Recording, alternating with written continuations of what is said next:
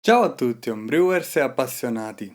Oggi vi mostro com'è andata la cotta dell'Altbier, la birra che ho brassato appositamente per la finale del campionato nazionale di homebrewing organizzato dal Moby, di cui vi avevo già accennato in un video precedente e che si tiene proprio oggi, sabato 1 marzo, mentre esce questo video. Vi faccio vedere come ho preparato questa birra argomentandovi le scelte e i passaggi che ho fatto.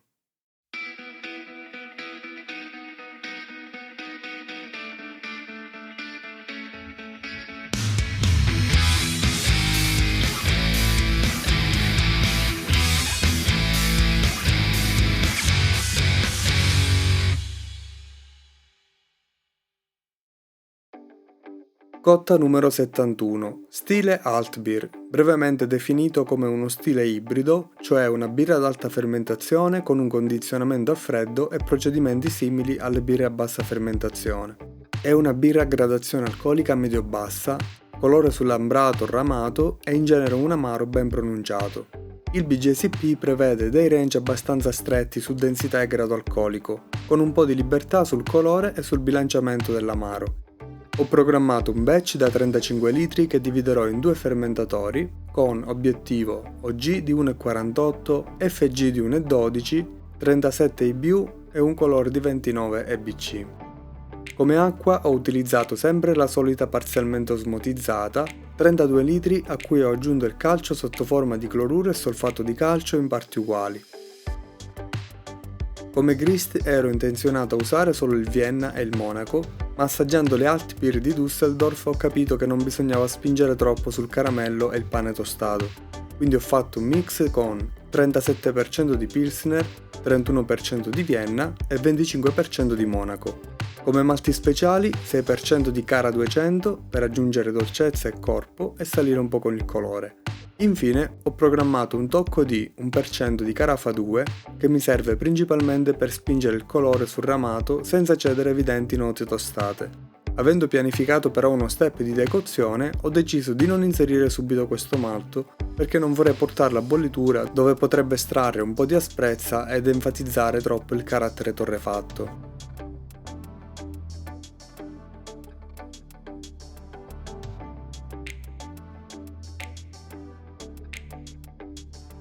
Lo schema che ho seguito in ammostamento e decozione è il seguente. Machine a 55 gradi per 5 minuti. Primo step di saccharificazione di 30 minuti a 63 gradi. Qui ho lasciato tutto l'impasto per 15 minuti, quindi ho prelevato un terzo dell'impasto e l'ho portato in decozione per 10 minuti. Completata la decozione l'ho ributtato in pentola dove sfruttando il suo calore sono andato subito in rampa per il secondo step di beta-milasi a 68 gradi. Qui lascio nuovamente ammostare tutto l'impasto per 15 minuti e poi prelevo un terzo per un secondo step di decozione. Terminato quest'ultimo ributto tutto in pentola e vado a 72 gradi per 15 minuti per uno step di alfa-milasi. Non dovendo più fare decozione, qui ho aggiunto i 100 g di Carafa 2. Il mosto ha preso subito il colore desiderato, come potete vedere l'aggiunta tardiva assolve subito a questo compito. Completo con uno step di mash out di 10 minuti e lascio filtrare il mosto in ricircolo. In tutte queste fasi ho monitorato come sempre la densità iniziale e alla fine del mash out mi sono trovato a 1,64. Ho preparato 24 litri di acqua di sparge con un pH portato a 5. Ho fatto uno sparge abbastanza rapido. Tolto il cestello ho misurato una densità pre-boil di 1,41. Quella prevista dal software era di 1,38, quindi mi trovo abbastanza vicino e decido di non alzare troppo l'intensità della resistenza in bollitura per non far evaporare troppo il mosto. La bollitura programmata, come per le basse fermentazioni, è di 90 minuti. Quindi faccio bollire per 30 minuti senza aggiungere luppolo e poi inizio la luppolatura da meno 60. Per il luppolo, come ho accennato nel video precedente, avevo come prima scelta il Perlin amaro e lo Spalt in aroma. Non trovandoli disponibili però ho preso un Hallertauersbacher ed un Satz, ma le percentuali di alface di quest'anno sono molto basse, con 3.3 e 3.5%. Avrei dovuto usarne veramente tanto in bollitura, e solitamente quando si usa tanto luppolo con basse percentuali di alfacido, oltre all'amaro si tende a estrarre un po' di vegetale di troppo. quindi ho deciso di usare luppoli d'amaro di precedenti cotte. Nello specifico mi sono ritrovato con 30 g di Challenger e 27 g di Northern Brewer, entrambi con 7,7% di alfacidi. La scelta di luppoli in amaro insoliti per lo stile non mi ha preoccupato tanto. Con una gettata a 60 minuti è impossibile che rimanga un aroma di questi luppoli e anche il loro profilo alla fine non è poi così distante da quelli tradizionali. In questo modo ho potuto invece spingere di più gli altri due sulle gettate in aroma. A meno 10 minuti ho aggiunto 40 g di Saz e 40 di Hallertau che cedono 7 IBU e sommati ai 30 in amaro arriviamo ai 37 previsti in ricetta. Solita aggiunta negli ultimi 10 minuti di nutrimento per il lievito a base di azoto e Protafloc.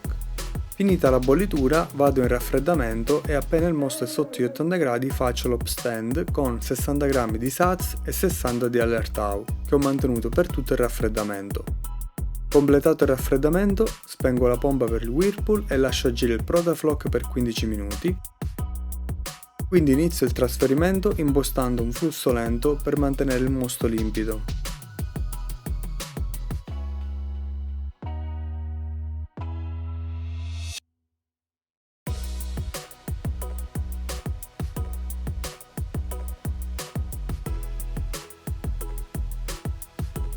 Ho riempito 2 fermentatori e ho misurato la densità iniziale che risulta di 1,48. Combacia perfettamente con quella prevista. Finalmente con i batch da 35 litri sono riuscito a calcolare bene i volumi di acqua, l'efficienza e il tasso di evaporazione. Passiamo adesso ai lieviti. Per il batch grande ho scelto il ceppo Kolsch della White Labs, il VLP 029O. Esiste anche un ceppo German Ale, ma non l'ho trovato disponibile e per reperire questo ho dovuto mettere sul sito 2 volte l'avviso automatico, perché è stato subito acquistato. Ho preparato uno starter di 1,4 litri partendo da un pitching rate standard per birre ale con leggero overpitching. L'ho areato per 2 giorni e mezzo e poi altri 2 giorni in frigo. Ho inoculato il lievito e ossigenato manualmente con la paletta per 2 minuti.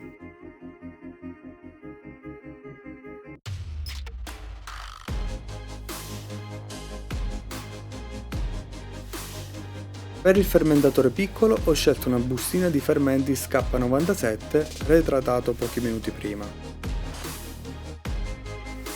Come temperatura di fermentazione ho programmato di rimanere a 16 gradi per i primi 4 giorni e poi un lento rialzo di 1 grado ogni 2 giorni fino a 20 gradi. Al 9° giorno l'FG misurata era di 1,16, ancora un po' alta rispetto al previsto, ma potrebbe essere anche la sua. L'ho misurato nuovamente dopo 4 giorni ed era scesa a 1,13, già più vicina a quella prevista in ricetta e penso che sia quella definitiva. Avrei voluto mantenere altri giorni a 20 gradi, ma avendo i tempi molto stretti ho deciso di iniziare a lagerizzare con una discesa lenta di 4 gradi al giorno. Ho fatto 2 settimane di lagerizzazione e poi ho riportato a temperatura ambiente per l'imbottigliamento programmata per il 31° giorno.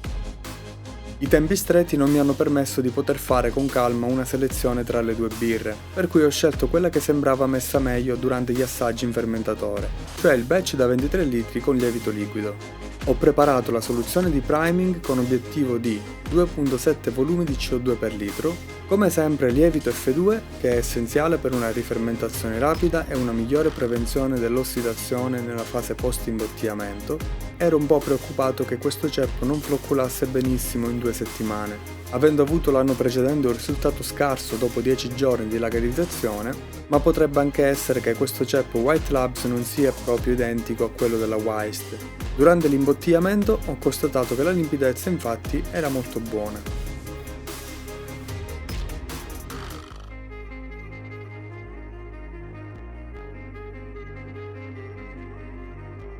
Il colore è perfetto e anche se non ancora carbonata c'è un accenno di schiuma fine aderente che fa ben presagire.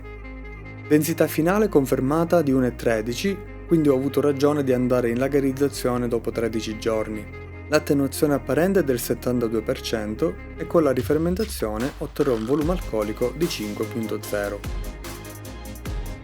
A questo punto ho dovuto mettere le birre in una postazione sopra una piastra riscaldante sotto termostato per mantenerle almeno 3 giorni a 20 gradi. 4 giorni dopo ne ho aperta una per verificare la rifermentazione e ho preparato il pacco da spedire per la finale. Pochi giorni dopo ho fatto un primo assaggio, ma di questo vi racconterò poi successivamente insieme alle schede dei giudici che l'hanno esaminata alla finale. Anche questa birra da finale è stata fatta. Anche se in tempi stretti e con un solo tentativo a disposizione, penso di essere riuscito a ottenere i risultati che speravo. Le materie prime che sono riuscito a reperire penso che erano più che valide per brassare bene questa birra. Ho fatto delle scelte particolari come quella della doppia decozione e dell'aggiunta tardiva del malto Carafa 2 a fine ammostamento e quella di usare dei luppoli d'amaro non convenzionali per lo stile. Dal primo assaggio comunque mi sembra una birra innanzitutto piacevole e con un buon equilibrio tra le sue parti. Penso anche che sia abbastanza in stile, vedremo poi cosa ne pensano i giudici che l'hanno esaminata e cosa scriveranno nelle schede. Al di là del risultato è stato sicuramente molto stimolante partecipare a quest'altra sfida, come per l'anno scorso. Essere arrivato nuovamente alla finale del campionato nazionale è una bella conferma soprattutto per il lavoro e l'impegno svolto nell'ultimo anno. Se avete dubbi o domande sulla cotta in generale o sui procedimenti che avete visto, ho il piacere di discuterne con voi qui sotto nei commenti. Come sempre vi ringrazio per il vostro supporto, specialmente se siete arrivati alla fine di questo video e ci tengo a ricordarvi sempre, se potete, di lasciare un like e di iscrivervi al canale. Ci vediamo al prossimo video!